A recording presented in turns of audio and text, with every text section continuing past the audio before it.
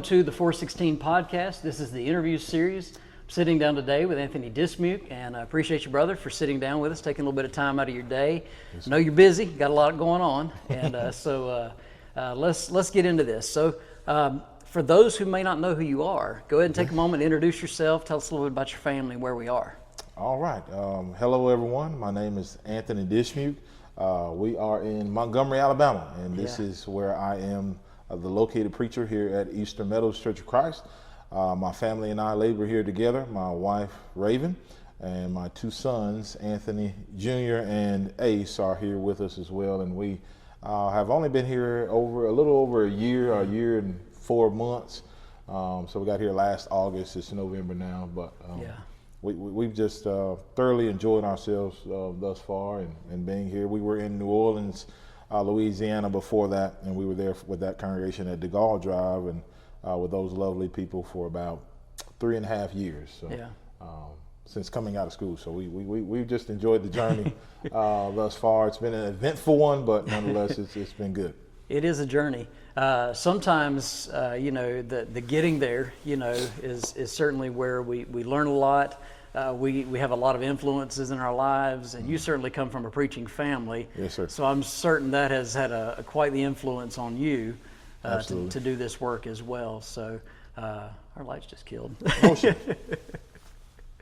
Motion. I guess I got to stand up a little bit. There we go. That's the great thing about editing. I can cut that and splice it right back in. Hey, we went dark for a minute. We're back.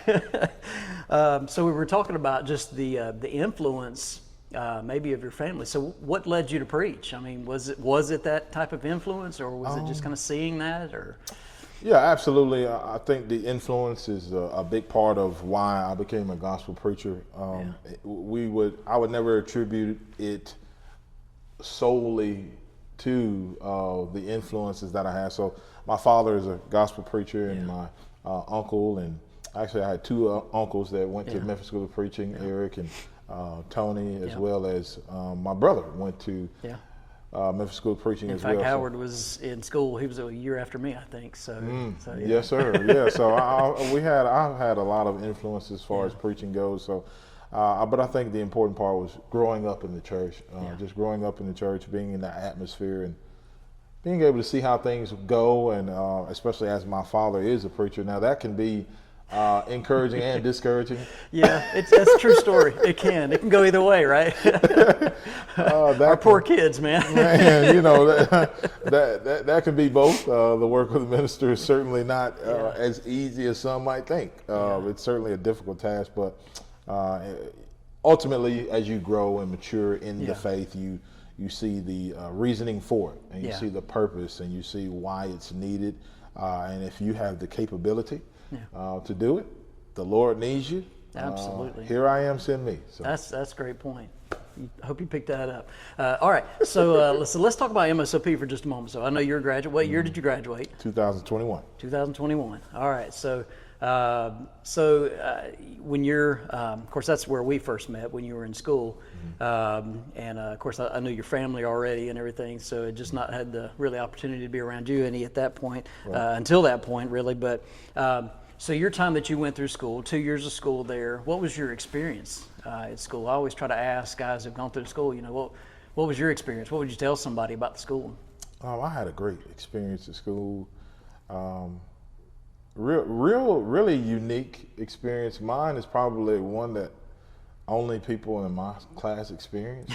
We were COVID year. Oh yeah, that's right.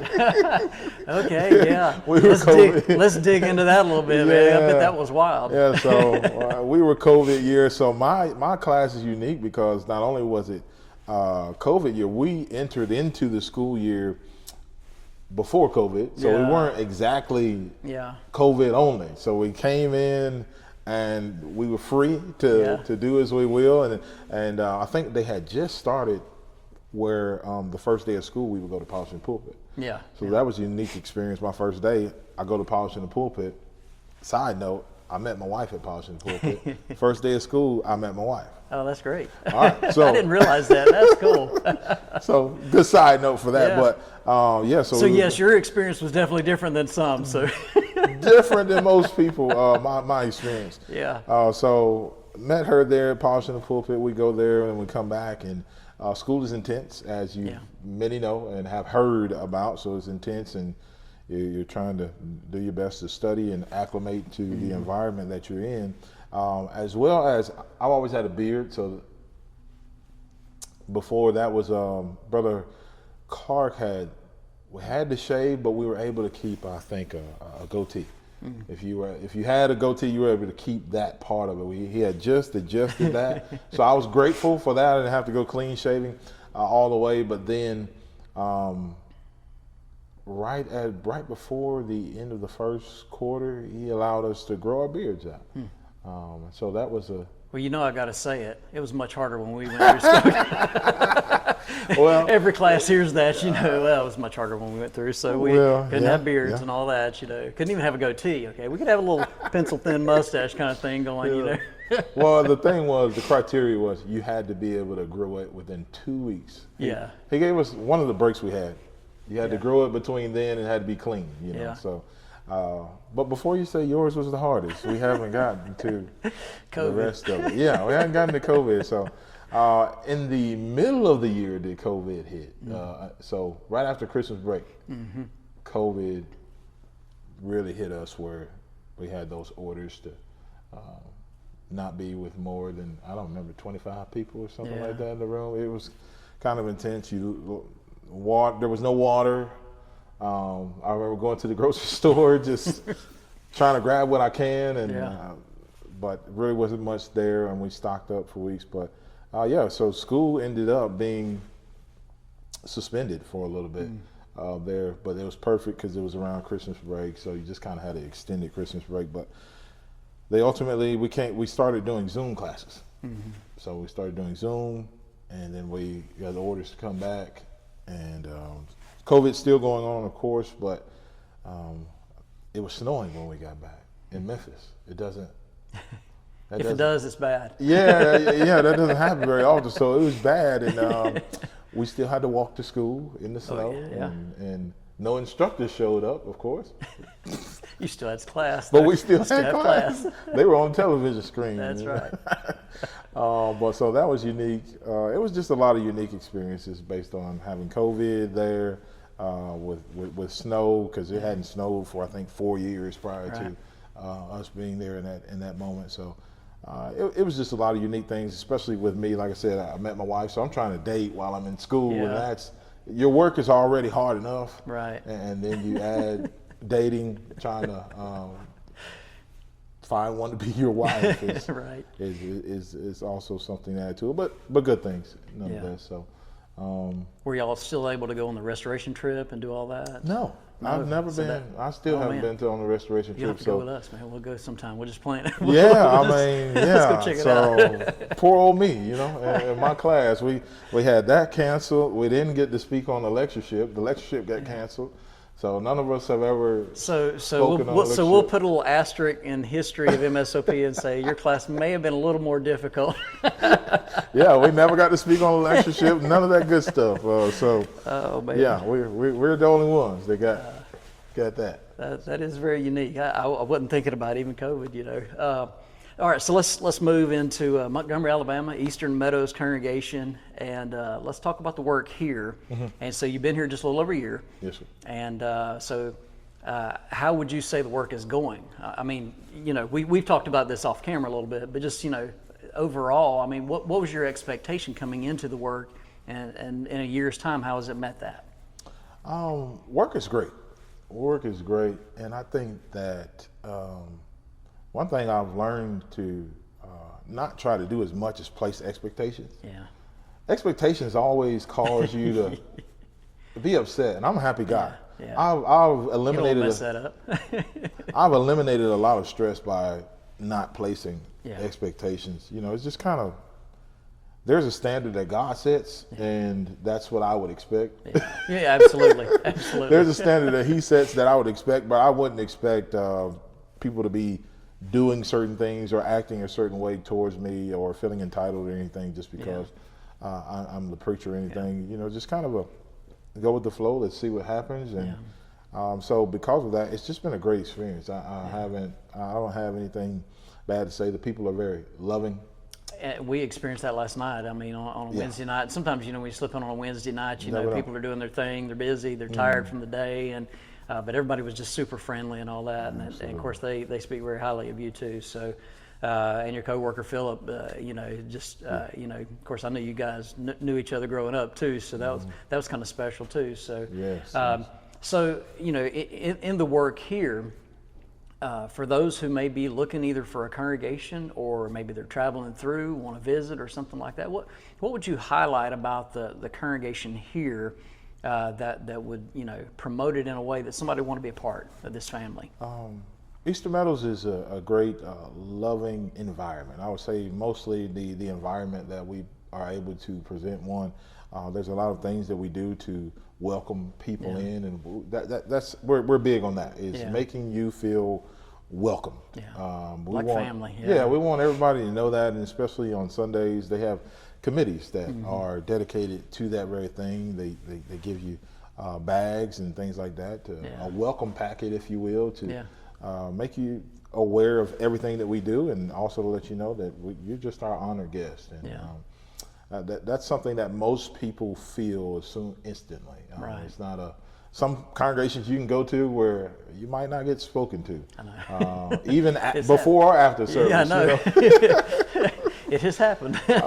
So that's the kind of thing, and I'd say that's probably the most enticing thing. And of course, aside from the doctrine and the faithfulness of the worship service, of course, I think that just feeling welcome is a big part of why people do or don't want to go to a congregation. And we have things for all ages, you know, so for even the smallest kids all the way up to the oldest adults. So we have something for everybody. And it's a beautiful place to worship. It's, you know, a lot of classroom space, you know, and all that too. So absolutely. And so a lot of area room for growth. Yes, sir. And so I know y'all have been working on that too. So so what areas of focus, you know, kind of in your mind? You've been here a little over a year now, and so you know, kind of you got the getting to know everybody, you know, for that first year. You know, you're spending time doing that, I know, and you know, and still trying to get in people's homes, having them in yours, and that kind of stuff. So you know, kind of going into year two, you know, what we won't call it an expectation, but what goals have you set kind of for yourself, you know, in the congregation? In the congregation, one thing I always try to focus on is I always say inward growth to grow outwardly.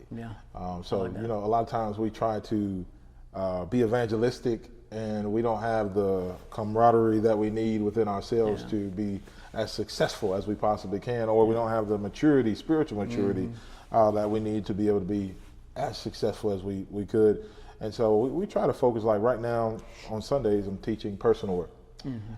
And so that's what it's really all about right now, is trying to build us up within the congregation, trying to build our confidence, trying to build our knowledge and wisdom in the Bible, and give us the confidence also to be able to go and to talk to others, or to be able to do whatever it is that involves our personal work, whether it be visitation and so on and so forth. So there's so many areas to attack with personal work, but we're trying to grow, build each other up inwardly. So inwardly, we're focusing on self. If everyone looks in the mirror and says, what can I do to be better, we as a whole will be that's right, so much better.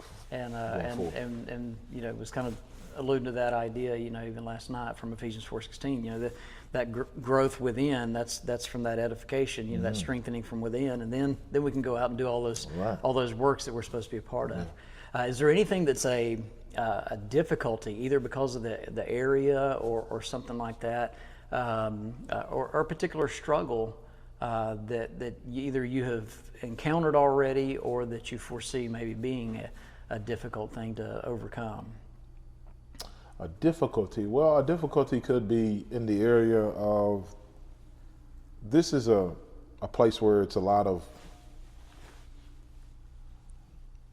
religious practices. Yeah. I know you're trying to be nice. That's okay. There's a lot of different, let's make sure we say that, a lot of different religious practices and doctrines and things like that. So one of the challenges is, whereas in other places, it's probably not as much religious confusion. It's probably either you believe or you don't, and you probably, it's probably in some places, 2 or 3 different main religions you have there, and people either believe or they don't, but we have a lot. There's a little bit of everything here. Yeah, there's a little bit of everything. One more time in the motion. All right. That should get us. A little bit of everything here, far as, religious practices and beliefs here. So, but there is a large church presence here. There is a large church presence here. I think they call it the hub of the church. So it's a lot of, I can't remember the number, but it's in the hundreds of congregations that we have here in Montgomery. So I think just trying to help people to discern what's right and what's truth and what's not truth, and when you're in the right place and not the right place is a very, sometimes people will, because there's so many congregations here, they will bounce back and forth between this congregation and that congregation, and not really understanding some of those things that they might have done over there are not really practices that we should. And we're not going to do it here. And we're not going to do it here. And now you need to understand why it is that we don't do that.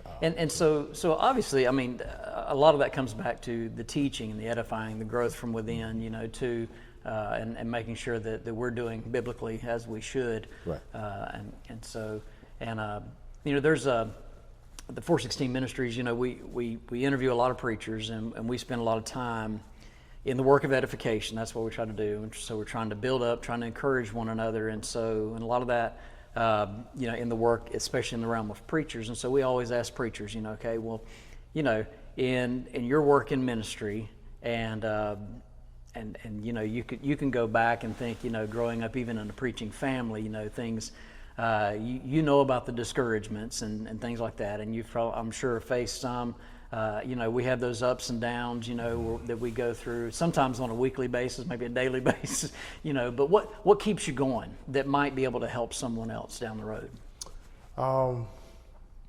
There's several things that keep me going, and one is understanding my purpose and obligation that I have to the Lord is number one. I understand.